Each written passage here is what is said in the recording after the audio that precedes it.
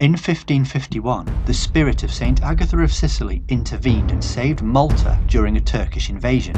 Her ghost appeared to a Benedictine nun from the monastery in Medina and gave her a vision of the enemy about to siege the island. As protection, a statue of Saint Agatha was erected onto the city walls, and sure enough, the Turks retreated to the shores and left the island immediately. Stories of how the spirit of Saint Agatha helped protect the island of Malta from Turkish attack has cemented belief in the possibility of supernatural intervention.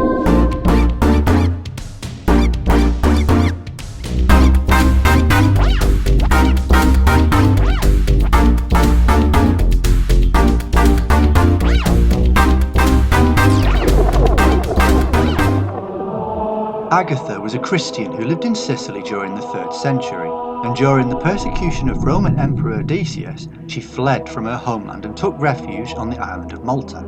She spent her days in the northern town of Rabat, in a cave teaching the Christian faith to the native pagan children. In the year 251, Agatha returned to Sicily, where she faced martyrdom. She was arrested upon arrival and brought before Quintianus, praetor of Catania, who condemned her to torture and imprisonment. He sent her off to a brothel, to be used as a prostitute in a hope to break her spirit. When this worked, she was sentenced to physical torture as way of punishment for her piety. She was stretched on a rack and her sides torn with iron hooks, her breasts cut off with pincers as she was whipped. Saint Agatha was then sentenced to be burnt at the stake, but when an earthquake saved her from her execution, she was instead sent to prison, where she later died. The cave where Saint Agatha stayed in Malta came to be known as the crypt of Saint Agatha. At the time of Agatha's stay, it was a small natural cave, but during the 4th or 5th century, it was enlarged and embellished into both a shrine of ritual and worship, as well as a maze of catacombs where the corpses of Maltese Christians were laid to rest.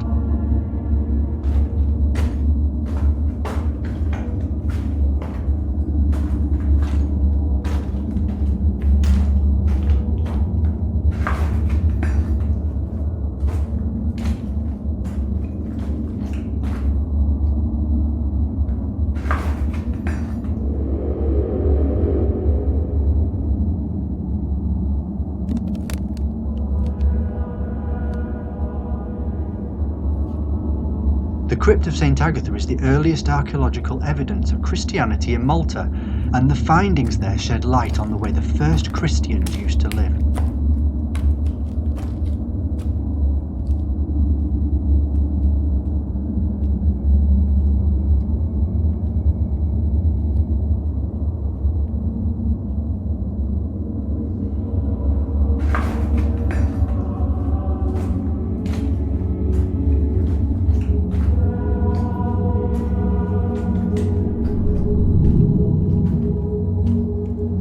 It's not only Benedictine nuns who have been known to be aided by ethereal assistance during a time of crisis. When he was a small child, Russell was saved from drowning by a mysterious blonde lady who disappeared just as swiftly as she arrived. I was the type of kid that you couldn't nail down. I was running around, I was a little athlete, I was always on my bike, I was always running someplace, always doing something. Very physical little kid. I had to keep myself occupied doing something. If I wasn't climbing something, I was building something or digging a hole somewhere. Okay, with that said, where I lived on Long Island, there was a lake. A beautiful, beautiful big lake that everybody knew about, but there were lots of places that little kids knew about, that no one else knew about. What I'm saying is when we were little kids, we used to make paths in the woods. We used to ride our bikes there. We used to run in the woods where nobody could find us. I mean, this was the perfect little hideaway. It was a treasure for little kids. It was a great place to grow up. Anyway, one day, my best friend couldn't hang out with me that day because he had to watch his little sister. And remember, we're 8 years old. So I decided I had to get on my bike and I had to go to the lake. Well, in our backyard, there was a fence and there was a hole in the fence. And that hole in the fence was where I used to go in and out all the time. And on the other side of that fence, I used to keep my bike. Nobody knew about it because it was adjacent to where the park was and there was a lake back there. And that lake It was huge. Anyway, what had happened was this day that I went to the lake, okay, I went by myself and I rode my bike there, and I used to go fishing there. I would drop my fishing pole in the water. I would use a paper clip for a hook and put bologna or cheese on the hook, and I actually caught a couple of fishes. I wouldn't eat them, wouldn't know what to do with them. Take them off the hook and throw them back. Anyway, one day I was feeling really adventurous, and we used to go out in the lake. We'd swim around a little bit, but we were always a little reluctant to go too far. We would never go out past 15 or 20 feet. We were little kids. Don't go out in the lake, don't go out in the lake. That's all we ever remember hearing from our parents. Anyway, this one day, of course I was by myself, literally no one was around. I went to the lake, I looked this way, I looked that way. It's like, this is great, no one's around. I go swimming. So I go out into the lake, and you're wading in the water, and the water is no deeper than midway between your knees and your ankles. Now I'm an 8-year-old kid, so, how tall is an 8-year-old kid? Barely 4 feet tall. So I went out there splashing around, having a good time, skipping rocks. And remember, no one was around anywhere. Now when I went out into the lake that day, I didn't have the intention of going swimming. I wasn't a great swimmer. I was a dog paddler.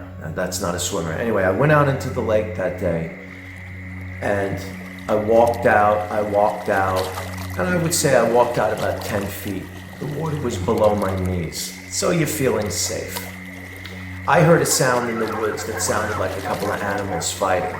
So I turned around, I look, okay. So as I'm looking back, it was a very fluid thing. Just as I was looking back, take a step forward, there was a drop-off. It was like, went right down. And I didn't know there was a drop-off. So I slipped on the drop-off. I went all the way down, like I slid down. My little body went all the way down, and my feet were above my head. Now keep in mind, I'm in water. I'm in about 4.5, 5 feet roughly of water. Now when you're a little kid who's barely 4 feet tall, this is water that's up to your head. Well, when I was in the water, I'm gasping for air. I'm kind of fighting to get up. I couldn't get up. My feet were above my head. I'm looking at my feet and I'm gulping in water. Now you got to keep in mind, no one's around. Literally no one is around. So here it is I'm an 8-year-old kid by himself in a lake, 20 feet out, flailing in the water because I feel I'm drowning, which technically I was, gulping down water. And just as I was pulling my hand up, for whatever reason, a hand came by and pulled me right out of the water, pulled me up out of the water like I was flying out of the water. And it was this woman, this beautiful woman. She didn't say a word to me. She was probably in her 20s or 30s, blonde hair, blue eyes, beautiful. She came out of literally nowhere. I remember I said I was by myself. This woman comes by, she pulls me right out of the water, and my eyes locked on her eyes. And they were so bright and beautiful. And I gave her a hug, like I never hugged anyone before. It was so tight.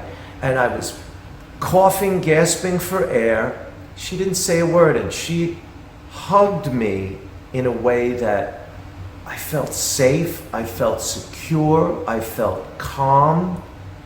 It was obvious she saved my life. She saved my life. Now here's this little 8-year-old kid in the middle of seemingly nowhere, in my backyard, by the lake. No one's around. I'm drowning in the water, and this beautiful blonde woman with blue eyes, she didn't say a word. She comes out of nowhere, grabs me, pulls me out. I'm a little kid freaking out. She didn't say anything to me.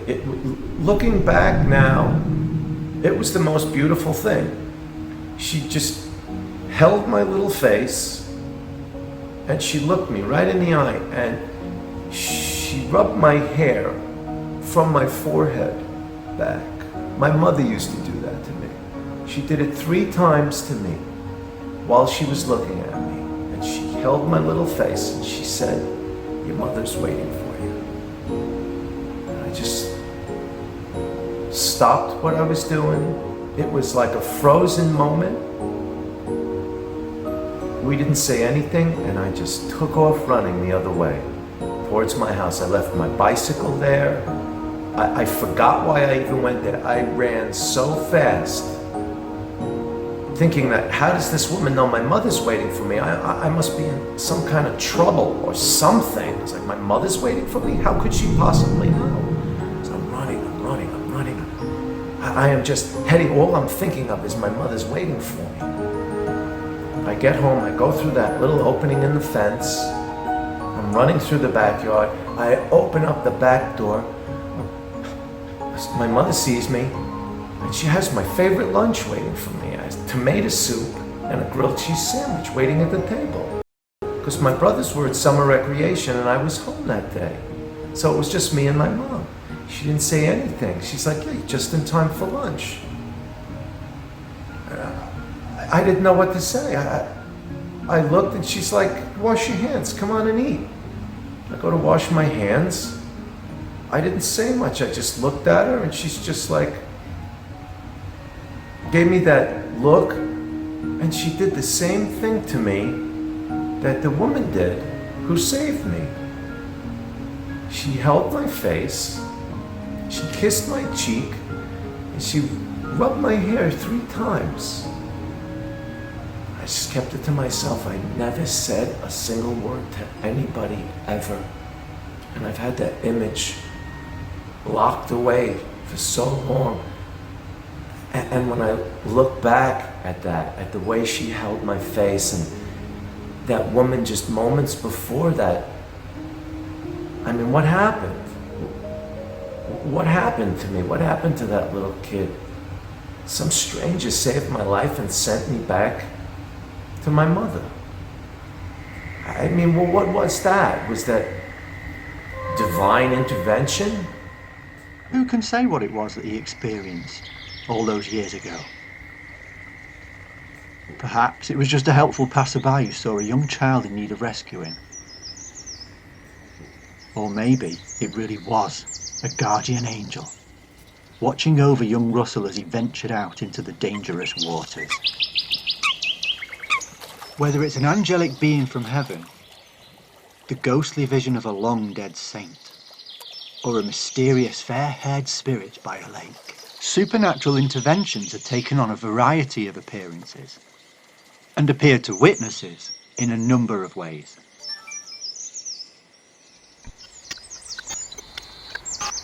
But not all appearances can be visual, like Russell's was by that lake. Sometimes it can appear in the form of a whispered voice in your ear, or a vision in your sleep.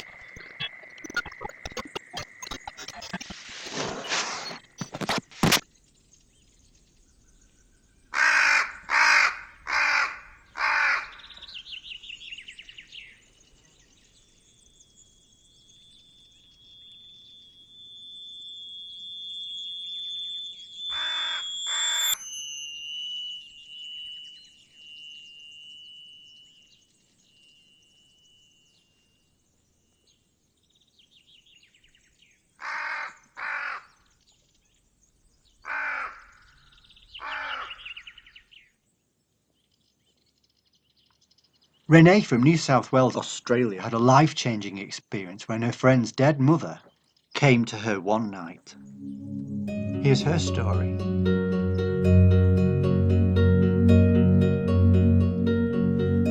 It came in the form of a dream. It was a scene with my lifelong friend I grew up with. She was going through lots of trouble with miscarriages, falling pregnant, IVF and all that sort of thing, and she was getting ready to give up as she thought that this no longer was meant to be her path journey. And I had her mum, who had passed away a few years before that, came to me in a dream. She was just exactly like an angel without the wings. She was floating above me. It was just her face, and she was very, very young, very happy looking. She wasn't in any pain. It was just this really nice picture of this person, and she was very intent on trying to get me to follow her. I wasn't really sure why or exactly what was going on. It was just a dream, but in my dream I followed her, and we ended up in a big building. It looked like a hospital. And she, as the closer we were getting, the more excited she was and the faster she was going. And she kept sort of looking back, and I don't know how to explain. It was like she had a hand beckoning me to come. However, she didn't actually have a body, but I knew that's what she was doing. So I followed, and we sort of went down this big white sterile looking hallway, ended up in a big room. There was lots of beds in the room, all separated by curtains, and she sort of got really excited, went very fast to the end of the room and went around the corner behind one of the curtains, and then sort of stuck back and looked at me. And again, it was this feeling of like, come on, hurry. And I've turned the corner, and I got to the end of the bed, and there was my girlfriend sitting up in the bed with a big smile on her face, holding a little baby. And all around the top of her was her mum and her aunties who brought her up. They were all deceased, and they were all sort of hovering up in the corner of the ceiling, and they were all looking down and smiling and looking at me and nodding their heads. And they basically, I think, wanted me to tell her that it's all going to be okay, and to keep on with this path, because this is what's going to happen. And they were all very excited about it. And dream ended. I phoned her the next day and said, I know this is going to sound really weird, but this is what happened, and I think you need to carry on with your IVF. And anyway, next cycle she fell pregnant, and it was a difficult pregnancy, but it went through to the end, and she had the baby, and it was a little girl who's now 7 years old.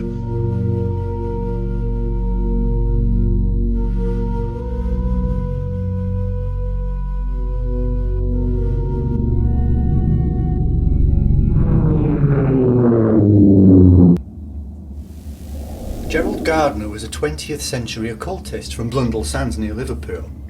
In 1939, he was initiated into the infamous New Forest Coven.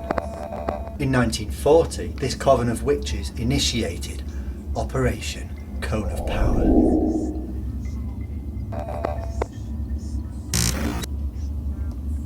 To learn more about Gerald Gardner and how his coven utilised their own supernatural abilities to intervene on a global scale, I need to venture to the city of Chester, situated on the western border of the county of Cheshire, around 30 miles south of Blundell Sands, on the opposite bank of the River Mersey, to meet up with witchcraft historian Mara Grace Hughes, who herself is a practising witch.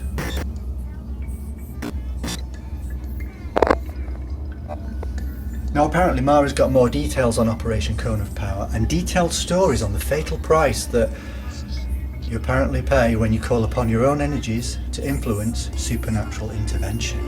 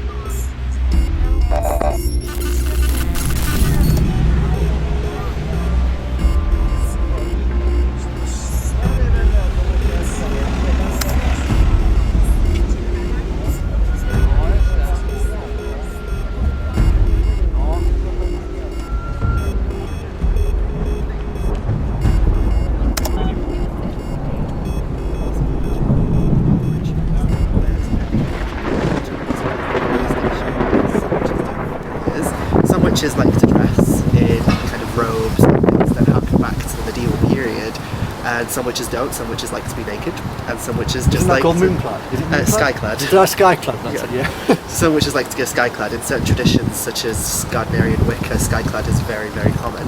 Whereas a lot of the witches that I know these days, they can kind of rock up to rituals and gatherings in just jeans and a t-shirt, and they're happy to just do things like that. As well as that, we're not involved with the devil in the way the Christian church kind of made it out as if witches were back then. At least most witches aren't. I wouldn't stand here and say that no witch works with the devil, because some do. But in terms of kind of sacrificing animals and things like that, that doesn't really happen. And there's a lot of kind of horror and horrific tropes that they used back then that I think were just based on fear. So these days it's much more about nature. It's about connecting with nature. It's about sisterhood and connecting with people around us.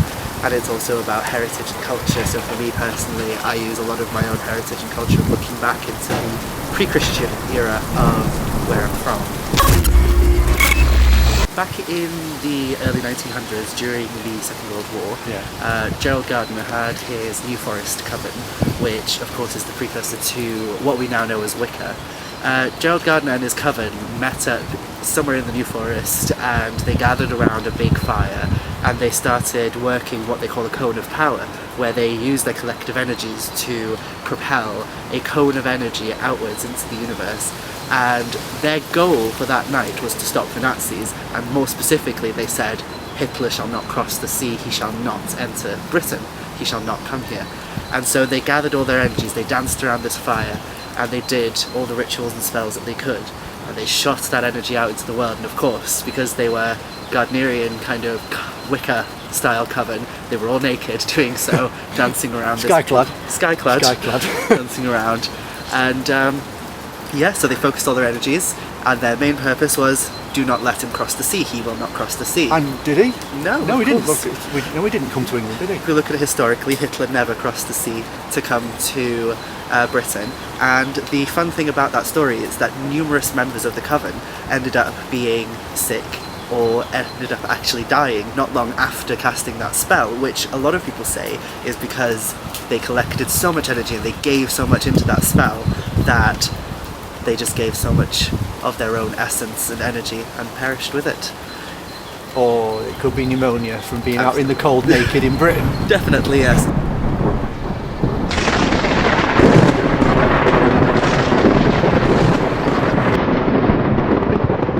But even so, it's still a really interesting story and quite an interesting idea, and it's actually inspired me to try my own experiment.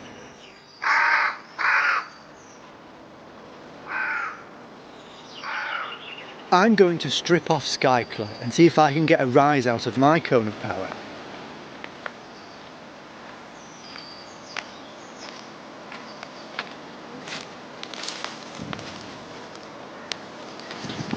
Actually no one wants to see that, but it does make you think. I mean, you think about all of the different stories that we've heard today, with Russell being rescued by that guardian spirit by the lake, or Renee being able to get the premonition of the pregnancy from the spirit they visit during her sleep, and even St. Agatha warning that nun about the invasion of the island of Malta. It makes you wonder, if you were able to control these forces, there's no stopping you.